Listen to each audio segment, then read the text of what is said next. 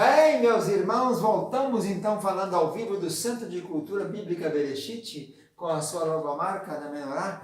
Falamos aqui de Lajinha, Minas, Sul Capixaba, Zona Leste Mineira.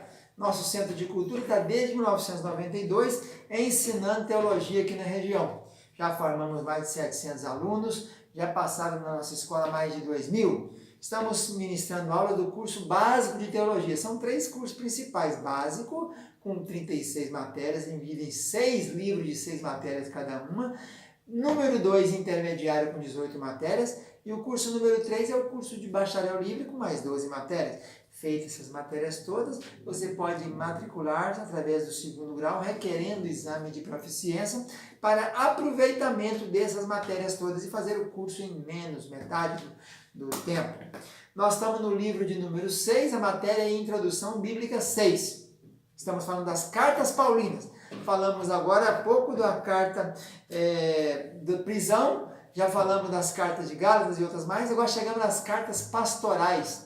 As pastorais é aquela dirigida a pessoas, a discípulos dele, a filhos da fé dele, Paulo, né?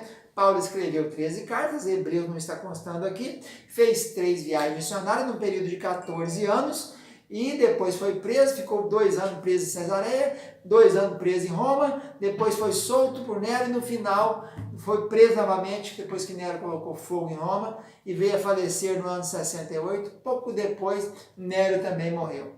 E essas cartas escritas para o seu filho na fé, Timóteo, ela foi escrita exatamente depois da sua primeira prisão. Timóteo começou o ministério dele com Paulo, talvez ele tenha ouvido o evangelho na primeira viagem de Paulo, quando ele passou lá em Listra, Icônio e Derbe, que ele era natural de Listra, Listra, né? Perto de Derbe, de Icônio, e mais ou menos no ano 52, ele então teria se convertido, e essa viagem missionária, ele ingressou na segunda viagem missionária. Ele começou a trabalhar com Paulo na segunda viagem missionária.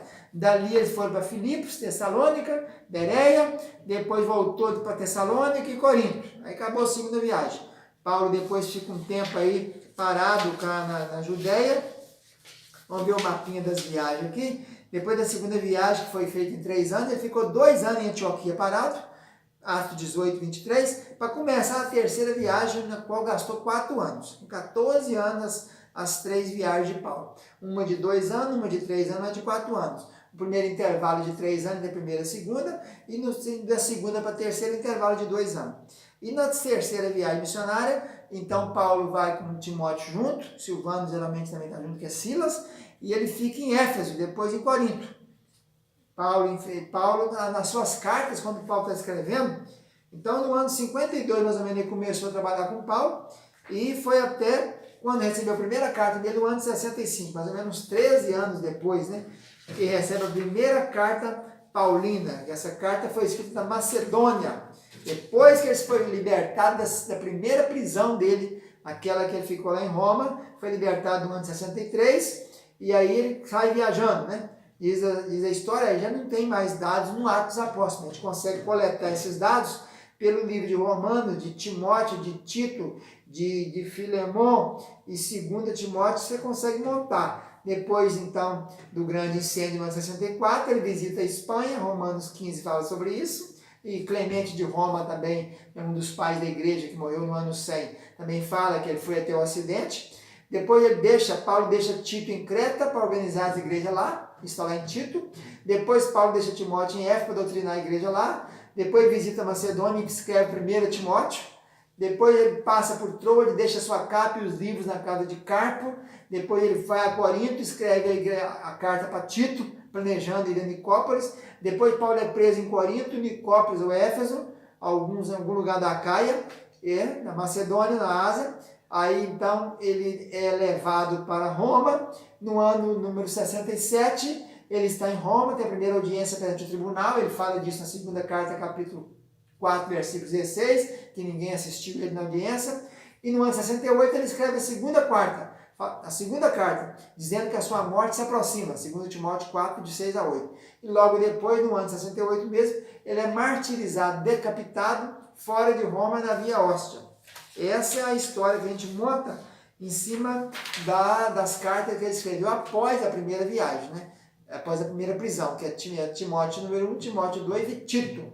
Então esse Timóteo, quem era Timóteo? Timóteo é filho de Eunice e a avó dele é Lóide. Ele é filho de mãe judaica, judia, e o pai é grego, né? É isso aí. A mãe dele chama Eunice, a avó chama Lóide, e eles ensinaram a ele as primeiras escrituras. Paulo diz isso, né? Que você é ensinado nas escrituras conforme a sua mãe Eunice e sua avó Lóide. Tu és treinado nos escritos sagrados.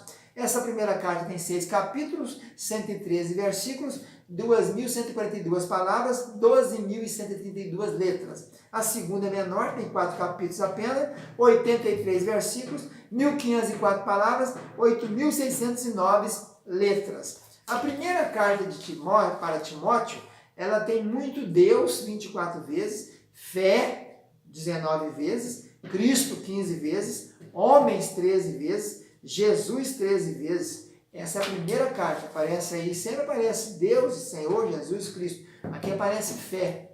Na segunda aparece Deus 17 vezes, Senhor 17, Cristo 14, Jesus 13, verdade 9, fé 8 vezes.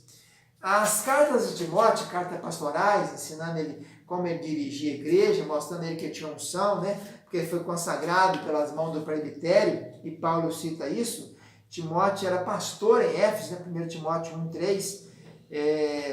Ele então relata sobre isso aí. Foi separado para o ministério, 1 Timóteo 1,18, que pelas mãos do presbitério, desenvolve cabalmente o teu ministério, pelas profecias que foi te dada, 1 Timóteo 4,14, 2 Timóteo 1,6, pela imposição de mão do presbitério. Já existia aqueles anciãos, né? Os presbitérios eram os mais idosos. Então, não tem muita citação do Velho Testamento nessa carta de Timóteo, não. Nas 3 cartas do Novo Testamento, o texto do Antigo Testamento não é citado diretamente nessas cartas pastorais, com a mesma intensidade encontrada nas cartas de Paulo às igrejas, né?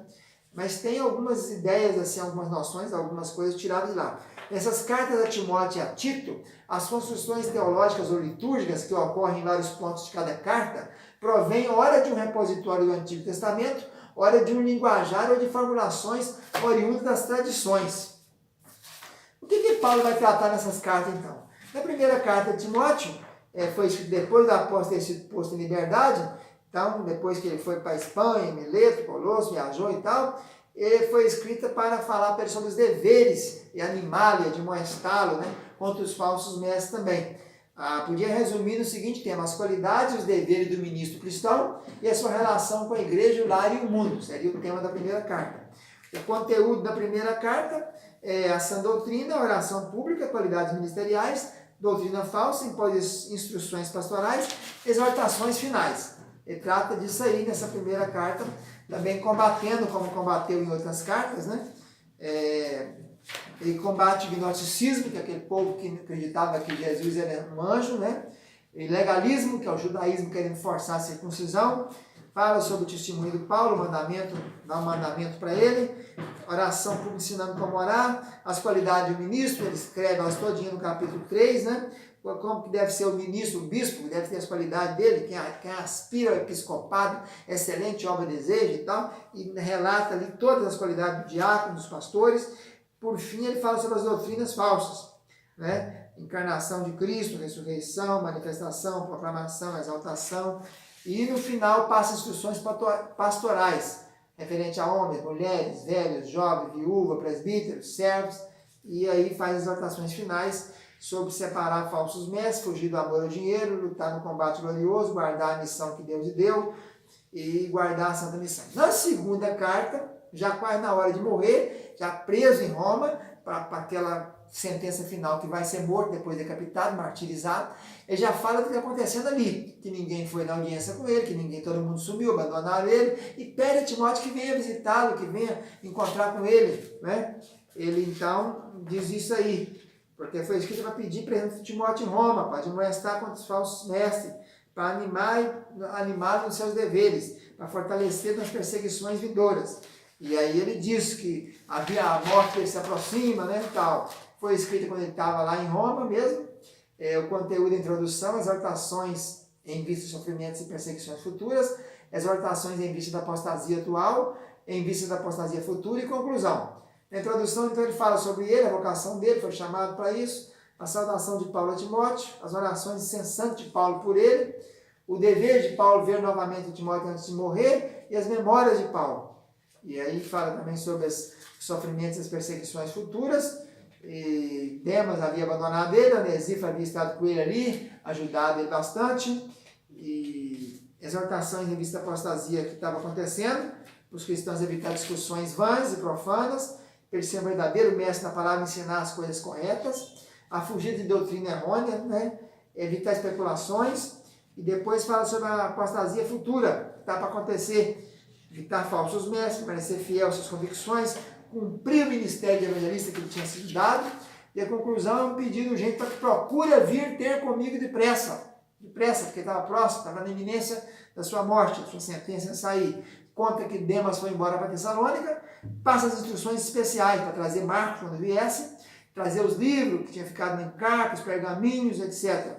Fala sobre uma oposição terrível contra ele, e assim ele vai encerrando então as saudações finais e as bênçãos. Então essa carta foi pouco antes do martírio de Paulo na prisão Marmetina em Roma, por ocasião do segundo aprisionamento, mais ou menos em 67, por aí afora. Em 68 ele vem a ser morto e decapitado. Então esse é o roteiro aí. Vamos ver o que Deit fala aqui. Deit diz que a epístola primeira foi a primeira das epístolas pastorais para dar instrução sobre a doutrina, a ordem e disciplina da igreja. E a segunda é o último livro das 3 epístolas pastorais para dar instrução, a mesma coisa, cita a mesma coisa, a ordem da igreja, doutrina e disciplina. A primeira ele fala que tem 106 versículos de história, 5 versículos de profecias cumpridas, 2 versículos de profecias não cumpridas, e na segunda ele diz que tem 10 versículos de profecia cumprida, 68 de história e 5 de não cumpridas. É isso aí, essas são as cartas de Paulo para Timóteo, primeira e segunda cartas. A primeira logo depois da sua prisão, quando ele é solto, a segunda quase na hora de ser martirizado. Paulo escrevendo a seu filho, né? Ele menciona 2 vezes aqui, em Timóteo 1, 18, Timóteo capítulo 1, versículo 1, capítulo 1, versículo 18, 2 Timóteo 1, capítulo 1, versículo 2, fala, meu filho, então é considerado filho dele. Alguns até explicam sobre isso, porque Paulo circuncidou Timóteo, quando já tinha lá seus 18, 20 anos, né? E depois da primeira encontro de Paulo com Timóteo até o último, né? A primeira carta passa mais de 13 anos. Timóteo deveria estar com uns 30 e tantos anos. Vamos ficando por aqui, fica na paz, tchau, tchau.